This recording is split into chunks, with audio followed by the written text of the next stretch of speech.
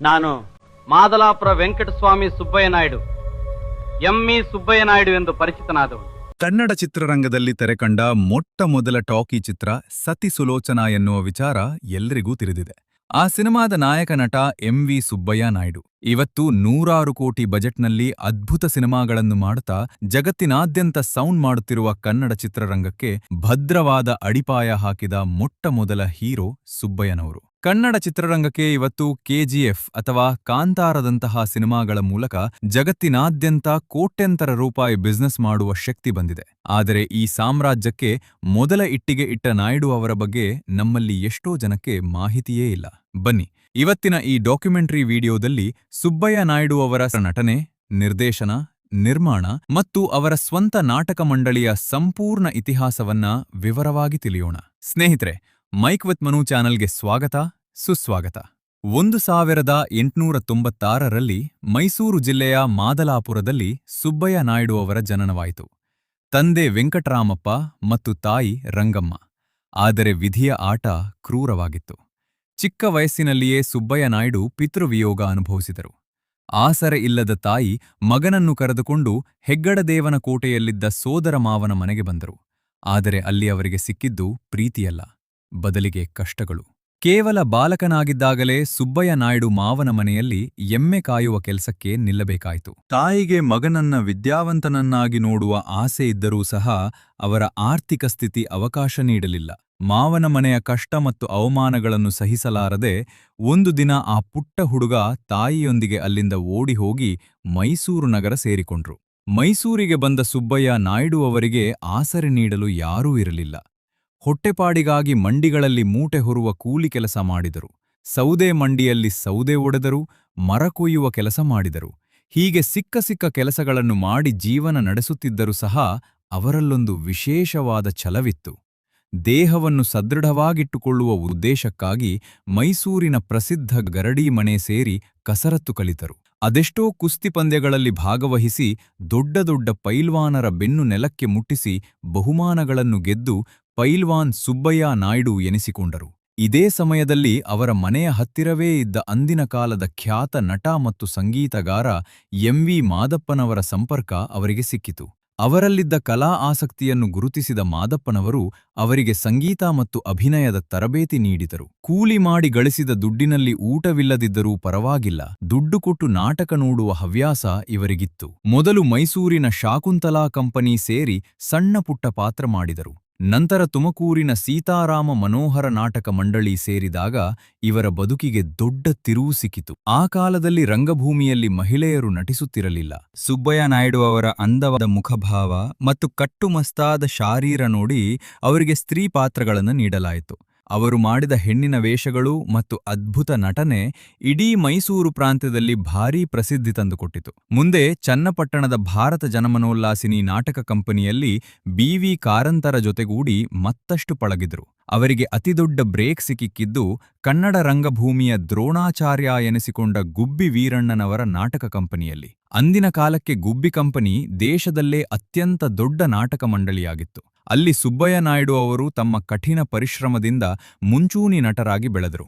ಗುಬ್ಬಿ ಕಂಪನಿಯಲ್ಲಿ ಅವರು ನಟಿಸಿದ ಶ್ರೀಕೃಷ್ಣ ಗಾರುಡಿ ನಾಟಕದ ಕೃಷ್ಣನ ಪಾತ್ರ ಇಡೀ ಮೈಸೂರು ಪ್ರಾಂತ್ಯದಲ್ಲಿ ಸಂಚಲನ ಸೃಷ್ಟಿಸಿತು. ಗುಬ್ಬಿ ವೀರಣ್ಣನವರ ಶಿಸ್ತು, ರಂಗಭೂಮಿಯ ಮೇಲಿನ ಅವರ ಮ್ಯಾನೇಜ್ಮೆಂಟ್ ಶೈಲಿ ಸುಬ್ಬಯ್ಯ ನಾಯ್ಡು ಅವರ ಮೇಲೆ ಭಾರೀ ಪ್ರಭಾವ ಬೀರಿತು. ಇದು ಮುಂದೆ ಅವರು ಸ್ವಂತ ಸಾಮ್ರಾಜ್ಯ ಕಟ್ಟಲು ಭದ್ರವಾದ ಅಡಿಪಾಯ ಹಾಕಿಕೊಟ್ಟಿತು. ಅವರ ಅಭಿನಯ ಚಾತುರ್ಯಕ್ಕೆ ಮನಸೋತ ಗುಬ್ಬಿ ವೀರಣ್ಣನವರು ಅವರು ನಿರ್ಮಿಸಿದ ಹಿಸ್ ಲವ್ ಅಫೇರ್ ಎಂಬ ಮೂಕಿ ಅಂದ್ರೆ ಸೈಲೆಂಟ್ ಚಿತ್ರದಲ್ಲಿ ಸುಬ್ಬಯ್ಯ ನಾಯ್ಡು ಅವರಿಗೆ ಒಂದು ಪಾತ್ರವನ್ನ ನೀಡಿದರು. ಇದು ನಾಯ್ಡು ಅವರು ಕ್ಯಾಮರಾ ಮುಂದೆ ನಿಂತ ಮೊದಲ ಅನುಭವವಾಗಿತ್ತು. ಇದೇ ಸಮಯದಲ್ಲಿ ರಂಗಭೂಮಿ ಮತ್ತು ಚಿತ್ರರಂಗದ ಮತ್ತೊಬ್ಬ ಪ್ರಮುಖ ವ್ಯಕ್ತಿ ಆರ್. ನಾಗೇಂದ್ರರಾವ್ ಅವರ ಪರಿಚಯ ಸುಬ್ಬಯ್ಯ ನಾಯ್ಡು ಅವರಿಗೆ ಆಯಿತು. ಇವರಿಬ್ಬರ ಆಲೋಚನೆಗಳು ಒಂದೇ ಆಗಿದ್ದರಿಂದ ಇಬ್ಬರೂ ಆಪ್ತ ಸ್ನೇಹಿತರಾದರು. ಚಿತ್ರರಂಗದಲ್ಲಿ ಏನಾದರೂ ಹೊಸದನ್ನು ಮಾಡಬೇಕು ಎಂಬ ಹಂಬಲ ಇಬ್ಬರಲ್ಲೂ ಇತ್ತು. ಇತರರ ಕಂಪನಿಯಲ್ಲಿ ಕೇವಲ ನಟನಾಗಿ ಉಳಿಯಲು ಇಷ್ಟಪಡದ ಸುಬ್ಬಯ್ಯ ನಾಯ್ಡು 1930ರ ದಶಕದ ಮಧ್ಯಭಾಗದಲ್ಲಿ ಮೈಸೂರಿನಲ್ಲಿ ತಮ್ಮದೇ ಆದ ಸಾಹಿತ್ಯ ಸಾಮ್ರಾಜ್ಯ ನಾಟಕ ಮಂಡಳಿ ಎಂಬ ಸ್ವಂತ ನಾಟಕ ಸಂಸ್ಥೆಯನ್ನು ಹುಟ್ಟುಹಾಕಿದರು. ಈ ಮಂಡಳಿಯ ಮೂಲಕ ಅವರು ಕನ್ನಡ ರಂಗಭೂಮಿಗೆ ಹೊಸ ದಿಕ್ಕು ತೋರಿಸಿದರು. ಅಲ್ಲಿಯವರೆಗೆ ನಾಟಕಗಳಲ್ಲಿ ಒಂದು ಸೀನ್ ಮುಗಿದ ತಕ್ಷಣ ದೊಡ್ಡ ಪರದೆಯನ್ನು ಕೆಳಗೆ ಬಿಡಲಾಗುತ್ತಿತ್ತು. ಆದರೆ ಸುಬ್ಬಯ್ಯ ನಾಯ್ಡು ಅವರು ಕನ್ನಡ ರಂಗಭೂಮಿಯಲ್ಲೇ ಮೊದಲ ಬಾರಿಗೆ ಡಿಮ್ಮರ್ ಲೈಟಿಂಗ್ ಅಂದರೆ ಬೆಳಕನ್ನು ಕಮ್ಮಿ ಮಾಡಿ ಸೀನ್ ಬದಲಾಯಿಸುವುದು ಮತ್ತು ರಿವಾಲ್ವಿಂಗ್ ಸ್ಟೇಜ್ ಅಂದ್ರೆ ತಿರುಗುವ ರಂಗಸ್ಥಳದ ತಂತ್ರಜ್ಞಾನವನ್ನು ತಂದರು. ಇದ್ರಿಂದ ಪರದೆ ಎತ್ತಿ ಇಳಿಸುವ ಅಗತ್ಯವೇ ಇಲ್ಲದೆ ನಾಟಕಗಳು ಸಿನಿಮಾ ಮಾದರಿಯಲ್ಲಿ ಮುಂದುವರಿಯುತ್ತಿದ್ದವು. ಇವರ ಈ ನಾಟಕ ಮಂಡಳಿ ಬೆಂಗಳೂರು, ಮಂಡ್ಯ, ದಾವಣಗೆರೆ ಸೇರಿದಂತೆ ದೇಶದಾದ್ಯಂತ ಸಾವಿರಾರು ಪ್ರದರ್ಶನಗಳನ್ನು ನೀಡಿ ಭಾರೀ ಯಶಸ್ಸು ಗಳಿಸಿತು. ಮುಂದೆ ನಾಯ್ಡು ಅವರು ವೆಂಕಟಮ್ಮ ಅವರನ್ನು ಮದುವೆಯಾದರು. ವೆಂಕಟಮ್ಮ ಮತ್ತು ಸುಬ್ಬಯ್ಯ ನಾಯ್ಡು ದಂಪತಿಯ ಪುತ್ರನೇ ಕನ್ನಡ ಚಿತ್ರರಂಗದ ಪ್ರಸಿದ್ಧ ನಟ ಲೋಕೇಶ್.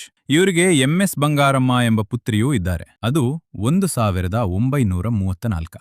ಭಾರತೀಯ ಚಿತ್ರರಂಗ ಆಗತಾನೆ ಮೂಕಿ ಅಂದ್ರೆ ಮಾತುಗಳಿಲ್ಲದ ಸೈಲೆಂಟ್ ಸಿನಿಮಾಗಳಿಂದ ಮಾತನಾಡುವ ಟಾಕಿ ಸಿನಿಮಾಗಳತ್ತ ಹೆಜ್ಜೆ ಇಡುತ್ತಿತ್ತು. ಆಗ ನಾಗೇಂದ್ರ ರಾವ್ ಅವರು ಕನ್ನಡದಲ್ಲೂ ಒಂದು ಸಿನಿಮಾ ಮಾಡಲು ನಿರ್ಮಾಪಕರನ್ನು ಹುಡುಕುತ್ತಿದ್ರು. ಆಗ ಅವರಿಗೆ ಬೆಂಗಳೂರಿನ ಚಿಕ್ಕಪೇಟೆಯ ಪ್ರಸಿದ್ಧ ಮಾರ್ವಾಡಿ ಉದ್ಯಮಿಗಳಾದ ಚಮನ್ಲಾಲ್ ದೂಂಗಾಜಿಯವರ ಪರಿಚಯವಾಯಿತು. ದೂಂಗಾಜಿಯವರು ತಮ್ಮ ಸೌತ್ ಇಂಡಿಯಾ ಮೂವಿಟೋನ್ ಬ್ಯಾನರ್ ಅಡಿಯಲ್ಲಿ ಸಿನಿಮಾ ನಿರ್ಮಿಸಲು ಒಪ್ಪಿಕೊಂಡ್ರು. ಆಗ ನಾಗೇಂದ್ರ ರಾವ್ ಅವರ ಜೊತೆಗೂಡಿ YV ರಾವ್ ನಿರ್ದೇಶನದಲ್ಲಿ ಕನ್ನಡದ ಪ್ರಪ್ರಥಮ ಟಾಕಿ ಸಿನಿಮಾ ಸತಿ ಸುಲೋಚನಾ ತಯಾರಾಯಿತು. ಈ ಐತಿಹಾಸಿಕ ಸಿನಿಮಾದಲ್ಲಿ ರಾವಣನ ಪರಾಕ್ರಮಿ ಮಗ ಇಂದ್ರಜೀತ್ ಪಾತ್ರಕ್ಕೆ ಆಯ್ಕೆಯಾಗಿದ್ದೇ ನಮ್ಮ ಸುಬ್ಬಯ್ಯ ನಾಯ್ಡು. ಅವರ ಗಂಭೀರ ನಟನೆ, ರಣರಂಗದ ದೃಶ್ಯಗಳು ಮತ್ತು ಸಿಂಹದಂತಹ ಗರ್ಜನೆಯ ಧ್ವನಿ ಪ್ರೇಕ್ಷಕರನ್ನು ಮಂತ್ರಮುಗ್ಧರನ್ನಾಗಿಸಿತು. ಈ ಸಿನಿಮಾ ಸತತ 6 ವಾರಗಳ ಕಾಲ ಪ್ರದರ್ಶನ ಕಂಡು ಧೂಳೆಬ್ಬಿಸಿತು. ಆ ಮೂಲಕ ಬೆಳ್ಳಿ ಪರದೆಯ ಮೇಲೆ ಕಾಣಿಸಿಕೊಂಡ ಕನ್ನಡದ ಮೊಟ್ಟಮೊದಲ ಅಧಿಕೃತ ಹೀರೋ ಅಥವಾ ನಾಯಕ ನಟ ಎಂಬ ಹೆಗ್ಗಳಿಕೆಗೆ ಸುಬ್ಬಯ್ಯ ನಾಯ್ಡು ಪಾತ್ರರಾದರು. ವಿಶೇಷವೆಂದರೆ ಇದೇ ಸಿನಿಮಾದಲ್ಲಿ ಮಂಡೋದರಿ ಪಾತ್ರದಲ್ಲಿ ನಟಿಸಿದ್ದ ಲಕ್ಷ್ಮೀಬಾಯಿ ಅವರನ್ನು ಸುಬ್ಬಯ್ಯ ನಾಯ್ಡು ಅವರು ಮುಂದೆ 2ನೇ ವಿವಾಹವಾದರು. ಹಾಗೆ ಇದೇ ಚಿತ್ರದಲ್ಲಿ ನಟಿಸಿದ್ದ ಲಕ್ಷ್ಮೀಬಾಯಿ ಅವರ ತಂಗಿ ಕಮಲಾಬಾಯಿ ಅವರನ್ನ ನಾಯ್ಡು ಅವರ ಆಪ್ತ ಗೆಳೆಯ ನಾಗೇಂದ್ರ ರಾವ್ ಮದುವೆಯಾದರು. ಅಲ್ಲಿಯವರೆಗೆ ರಾಮಾಯಣದ ರಾವಣ ಎಂದ್ರೆ ಬರೀ ಅಬ್ಬರದ ಖಳನಾಯಕ, ಕ್ರೂರ ವ್ಯಕ್ತಿ ಎಂಬ ಕಲ್ಪನೆ ಇತ್ತು. ಆದರೆ ನಾಗೇಂದ್ರ ರಾವ್ ಅವರು ಭೂಕೈಲಾಸ ನಾಟಕ ಬರೆದಾಗ ಸುಬ್ಬಯ್ಯ ನಾಯ್ಡು ಅವರು ರಾವಣನ ಪಾತ್ರಕ್ಕೆ ಜೀವ ತುಂಬಿದ್ರು. ಹೆತ್ತ ತಾಯಿಗಾಗಿ ಘೋರ ತಪಸ್ಸು ಮಾಡಿ ಆತ್ಮಲಿಂಗವನ್ನ ಭೂಮಿಗೆ ತರುವ ಭಾವುಕ ಮಾನವೀಯತೆಯ ಮಹಾನ್ ಚಕ್ರವರ್ತಿ ರಾವಣನನ್ನ ಅವರು ಪ್ರೇಕ್ಷಕರ ಕಣ್ಣಿಗೆ ಕಟ್ಟಿದ್ರು. ಈ ನಾಟಕ ಎಷ್ಟು ಹಿಟ್ಟಾಯಿತೆಂದ್ರೆ ಮುಂದೆ ಇದನ್ನ ಸಿನಿಮಾವಾಗಿ ಮಾಡಲಾಯಿತು. 1940ರ ಭೂಕೈಲಾಸ ಸಿನಿಮಾ ಇಂದಿಗೂ ಭಾರತೀಯ ಚಿತ್ರರಂಗದ ಮಾಸ್ಟರ್ ಪೀಸ್ ಸಿನಿಮಾಗಳಲ್ಲೊಂದು. ಮುಂದೆ ಇದು ತೆಲುಗು ಭಾಷೆಯಲ್ಲೂ ಕೂಡ ತೆರೆಕಂಡಿತು. ಸುಬ್ಬಯ್ಯ ನಾಯ್ಡು ಅವರೇ ರಾವಣನಾಗಿ ನಟಿಸಿ ಹೈದರಾಬಾದ್ ಪ್ರಾಂತ್ಯದಲ್ಲೂ ಸೈ ಎನ್ಸಿಕೊಂಡ್ರು. ఈశ్వర వరప్రసాదమున విష్ణుదేవునే కాదు వాని తలదాటిన దేవాధిదేవతలనైన భంజింపగలము. అవునా? 1941ರಲ್ಲಿ ತೆರೆಕಂಡ ವಸಂತ ಸೇನಾ ಸಿನಿಮಾದಲ್ಲಿ ಸುಬ್ಬಯ್ಯ ನಾಯ್ಡು ಅವರು ಚಾರುದತ್ತ ಎಂಬ ಧೀಮಂತ ಮತ್ತು ಸೌಮ್ಯ ನಾಯಕನ ಪಾತ್ರದಲ್ಲಿ ನಟಿಸಿದರು. ನನ್ನ ದರಿದ್ರಾವಸ್ಥೆಯು ನಿನ್ನಿಂದಲೂ ಹೀಗಾಡಿಸುತ್ತಿರುವುದು, ಇದರಲ್ಲಿ ನಿನ್ನ ದೋಷವೇನಿರುವುದು? ಆ ಕಾಲಕ್ಕೆ ಇದು ಭಾರೀ ಕಲಾತ್ಮಕ ಯಶಸ್ಸು ಕಂಡಿತು. ಈ ಯಶಸ್ಸಿನ ನಂತರ ಆಪ್ತ ಸ್ನೇಹಿತ ನಾಗೇಂದ್ರ ರಾವ್ ಅವರ ಜೊತೆಗೂಡಿ ನಾಯ್ಡು ಅವರು ಸಿನಿಮಾಗಳನ್ನು ನಿರ್ಮಿಸಲು ಆರಂಭಿಸಿದರು. 1943ರಲ್ಲಿ ತೆರೆಕಂಡ ಸತ್ಯ ಹರಿಶ್ಚಂದ್ರ ಸುಬ್ಬಯ್ಯ ನಾಯ್ಡು ಅವರು ಹರಿಶ್ಚಂದ್ರನಾಗಿ ನಟಿಸಿ ನಿರ್ಮಿಸಿದ ಮೊದಲ ಸಿನಿಮಾ. ಹರಿಶ್ಚಂದ್ರ, ಹತಭಾಗ್ಯ, ಕಡೆಗೆ ನಿನ್ನ ಏಕಮಾತ್ರ ಪುತ್ರನನ್ನೂ ಕಳೆದುಕೊಂಡೆಯಾ? ಇದು ಕನ್ನಡ ಚಿತ್ರರಂಗದ ಅತಿ ದೊಡ್ಡ ಮೈಲಿಗಲ್ಲು. ಯಾಕಂದ್ರೆ ಅಲ್ಲಿಯವರೆಗೆ ಚಿತ್ರರಂಗದಲ್ಲಿ ಕಲಾವಿದರು ಸಿನಿಮಾ ಸೆಟ್ನಲ್ಲೇ ಲೈವ್ ಆಗಿ ಹಾಡಬೇಕಿತ್ತು. ಆದರೆ ನಾಯ್ಡು ಈ ಸಿನಿಮಾದಲ್ಲಿ ಹಿನ್ನೆಲೆ ಗಾಯನ ಅಂದ್ರೆ ಪ್ಲೇಬ್ಯಾಕ್ ಸಿಂಗಿಂಗ್ ಮತ್ತು ಡಬ್ಬಿಂಗ್ ತಂತ್ರಜ್ಞಾನವನ್ನು ತಂದು ಕನ್ನಡ ಚಿತ್ರರಂಗವನ್ನೇ ಬೆರವುಗೊಳಿಸಿದರು. 1947ರಲ್ಲಿ ಸುಬ್ಬಯ್ಯ ನಾಯ್ಡು ಅವರು ಸಂತ ಕಬೀರನ ಪಾತ್ರಕ್ಕೆ ಜೀವ ತುಂಬಿ ಮಹಾತ್ಮ ಕಬೀರ್ ಎಂಬ ಸಿನಿಮಾವನ್ನು ನಿರ್ಮಾಣ ಮಾಡಿದ್ದರು. ತನ್ನಲ್ಲಿದ್ದ ಅನುಭವಗಳನ್ನೆಲ್ಲ ದಾರೆ ಎರೆದು 1958ರಲ್ಲಿ ನಾಯ್ಡು ಅವರು ಭಕ್ತ ಪ್ರಹ್ಲಾದ ಚಿತ್ರವನ್ನು ನಿರ್ದೇಶನ ಮಾಡಿದರು. ರಾಜಕುಮಾರ್ ಅವರಿಗೂ ಮೊದಲೇ ಚಿತ್ರರಂಗ ಕಂಡ ಮೊದಲ ಹಿರಣ್ಯಕಶಿಪು ಸುಬ್ಬಯ್ಯ ನಾಯ್ಡು ಅವರು.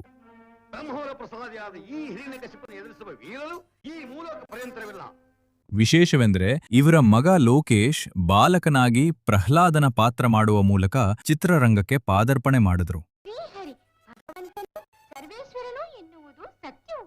ಸಿನಿಮಾವೇನೋ ಯಶಸ್ಸು ಗಳಿಸಿತು, ಆದರೆ ಸಿನಿಮಾದ ಕ್ಲೈಮ್ಯಾಕ್ಸ್ ಶೂಟಿಂಗ್ ನಡೆಯುತ್ತಿದ್ದಾಗ ಸೆಟ್ನಲ್ಲಿ ಭೀಕರ ಅಗ್ನಿ ಅವಘಡ ಸಂಭವಿಸಿತು. ಮಗನನ್ನು ರಕ್ಷಿಸುವ ಮತ್ತು ದೃಶ್ಯವನ್ನು ನೈಜವಾಗಿ ಮೂಡಿಸುವ ಸಾಹಸದಲ್ಲಿ ಸುಬ್ಬಯ್ಯ ನಾಯ್ಡು ಅವರ ಕೈಬೆರಳುಗಳು ತೀವ್ರವಾಗಿ ಸುಟ್ಟು ಹೋದವು. ಗಾಯದ ತೀವ್ರತೆಯಿಂದಾಗಿ ಅವರು ಮಾನಸಿಕವಾಗಿ ಮತ್ತು ದೈಹಿಕವಾಗಿ ಬೇಸತ್ತು ಮುಂದೆ ಎಂದಿಗೂ ಬೆಳ್ಳಿಪರದೆಯ ಮೇಲೆ ನಟಿಸಬಾರದು ಎಂದು ನಿರ್ಧರಿಸಿ ಚಿತ್ರರಂಗಕ್ಕೆ ಶಾಶ್ವತವಾಗಿ ವಿದಾಯ ಹೇಳಿದರು. ಆದರೆ ಕಲೆಯ ಮೇಲಿನ ಆಸಕ್ತಿ ಬಿಡಲಿಲ್ಲ. ತಮ್ಮ ನಾಟಕ ಸಂಸ್ಥೆ ಮೂಲಕ ರಂಗಭೂಮಿಯಲ್ಲಿ ಮುಂದುವರೆದರು. ಅಂಗಸಾಧನೆ ಮಾಡಿ ಗರಡಿ ಮನೆಯಲ್ಲಿ ಕುಸ್ತಿಪಟುವಾಗಿದ್ದ ನಾಯ್ಡು ಅವರ ದೇಹದಾರ್ಢ್ಯ ಕಟ್ಟುಮಸ್ತಾಗಿತ್ತು. ಅವರ ಗಂಭೀರ ಧ್ವನಿ ಮತ್ತು ಉಗ್ರವಾದ ರಾವಣ, ಕೀಚಕ, ಹಿರಣ್ಯಕಶಿಪು ರೀತಿಯ ಪೌರಾಣಿಕ ಪಾತ್ರಗಳ ಅಭಿನಯ ಶೈಲಿ ಎಷ್ಟು ಪ್ರಭಾವಶಾಲಿಯಾಗಿತ್ತೆಂದರೆ ಮುಂದೆ ಬಂದ ಡಾಕ್ಟರ್ ರಾಜ್ಕುಮಾರ್ ಸೇರಿದಂತೆ ಹಲವು ತಲೆಮಾರಿನ ನಟರಿಗೆ ಅದೇ ನಟನೆ ಮಾದರಿಯಾಯಿತು. ರಂಗಭೂಮಿಗೆ ನೀಡಿದ ಈ ಅಪಾರ ಕೊಡುಗೆಗಾಗಿ 1961ರಲ್ಲಿ ಭಾರತ ಸರ್ಕಾರ ಇವರಿಗೆ ಪ್ರತಿಷ್ಠಿತ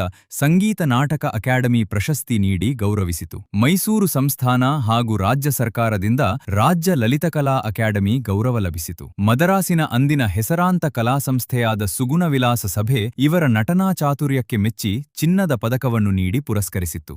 ಆದರೆ 21 ಜುಲೈ 1962ರಂದು ಮಂಡ್ಯದಲ್ಲಿ ತಮ್ಮ ನಾಟಕ ಮಂಡಳಿಯ ವತಿಯಿಂದ ಅಂಬರೀಷ ನಾಟಕದಲ್ಲಿ ನಟಿಸುತ್ತಿದ್ದಾಗಲೇ ಅವರಿಗೆ ತೀವ್ರ ಹೃದಯಾಘಾತವಾಗಿ ಸ್ಟೇಜ್ ಮೇಲೆಯೇ ಕೊನೆಯುಸಿರೆಳೆದರು. ಹೀಗಾಗಿ ಕೇವಲ 66 ವರ್ಷ ವಯಸ್ಸಿನಲ್ಲೇ ಇಹಲೋಕ ತ್ಯಜಿಸಿದ್ದರು. ಇನ್ನೂ ದೊಡ್ಡ ದುರಂತ ಎಂದರೆ ಪತಿಯ ನಿಧನದ ವಾರ್ತೆ ಕೇಳಿದ ಅವರ ಪತ್ನಿ ವೆಂಕಟಮ್ಮ ಕೂಡ ಅದೇ ದಿನ ತೀವ್ರ ದುಃಖದಿಂದ ಪ್ರಾಣಬಿಟ್ರು. ಇಡೀ ನಾಡೇ ಈ ಮಹಾನ್ ದಂಪತಿಗಳ ಪ್ರೇಮವನ್ನು ಕಂಡು ಬೆರಗಾದರು. ಶೂನ್ಯದಿಂದ ಬಂದು ಕನ್ನಡ ಚಿತ್ರರಂಗದ ಇತಿಹಾಸ ಬರೆದ ಮೈಸೂರು ವೆಂಕಟರಾಮಪ್ಪ ಸುಬ್ಬಯ್ಯ ನಾಯ್ಡು ಅವರ ಬದುಕು ನಮಗೆಲ್ಲರಿಗೂ ಒಂದು ದೊಡ್ಡ ಪ್ರೇರಣೆ. ಈ ಸೇವೆ ಇವರೊಬ್ಬರೊಂದಿಗೆ ಕೊನೆಗೊಂಡಿಲ್ಲ. ನಾಯ್ಡು ಅವರ ಮಗ ಲೋಕೇಶ್, ಸೊಸೆ ಗಿರಿಜಾ ಲೋಕೇಶ್, ಮೊಮ್ಮಗ ಟಾಕಿಂಗ್ ಸ್ಟಾರ್ ಸೃಜನ್ ಲೋಕೇಶ್ ಹಾಗೂ ಮೊಮ್ಮಗಳು ಪೂಜಾ ಲೋಕೇಶ್ ಚಿತ್ರರಂಗದಲ್ಲಿ ಮುಂದುವರೆದರು. ಸೃಜನ್ ಲೋಕೇಶ್ ಅವರ ಪುತ್ರ ಸುಕೃತ್ ಲೋಕೇಶ್ ಕೂಡ ಬಾಲನಟನಾಗಿ ಅಭಿನಯಿಸುವ ಮೂಲಕ ನಾಯ್ಡು ಕುಟುಂಬದ 4ನೇ ತಲೆಮಾರಿನ ಸಿನಿಪಯಣ ಆರಂಭಿಸಿದ್ದಾರೆ. ನಾನು ಸುಬ್ಬಯ್ಯ ನಾಯ್ಡು ಕುಟುಂಬದಿಂದ 4ನೇ ತಲೆಮಾರಿನ ಒಬ್ಬ ಕಲಾವಿದನಾಗಿರೋದಕ್ಕೆ ನಂಗೆ ತುಂಬಾ ಹೆಮ್ಮೆ ಅನಿಸ್ತಿದೆ. ನಾಯ್ಡು ಅವರ ಈ ಪಯಣದ ಕಥೆ ನಿಮಗೆ ಮೆಚ್ಚುಗೆಯಾಗಿದ್ರೆ ಕಾಮೆಂಟ್ನಲ್ಲಿ ನಿಮ್ಮ ಅಭಿಪ್ರಾಯ ತಿಳಿಸಿ. ಈ ಅಪರೂಪದ ಮಾಹಿತಿ ಇಷ್ಟ ಆಗಿದ್ರೆ ದಯವಿಟ್ಟು ವಿಡಿಯೋವನ್ನ ಲೈಕ್ ಮಾಡಿ, ನಿಮ್ಮ ಸ್ನೇಹಿತರೊಂದಿಗೆ ಶೇರ್ ಮಾಡಿ ಮತ್ತು ನಮ್ಮ ಚಾನೆಲ್ಗೆ ಸಬ್ಸ್ಕ್ರೈಬ್ ಆಗುವುದನ್ನ ಮರೆಯಬೇಡಿ. ಮುಂದಿನ ವಿಡಿಯೋದಲ್ಲಿ ಮತ್ತೊಬ್ಬ ಮಹಾನ್ ವ್ಯಕ್ತಿಯ ಕಥೆಯೊಂದಿಗೆ ಸಿಗೋಣ. ಧನ್ಯವಾದಗಳು.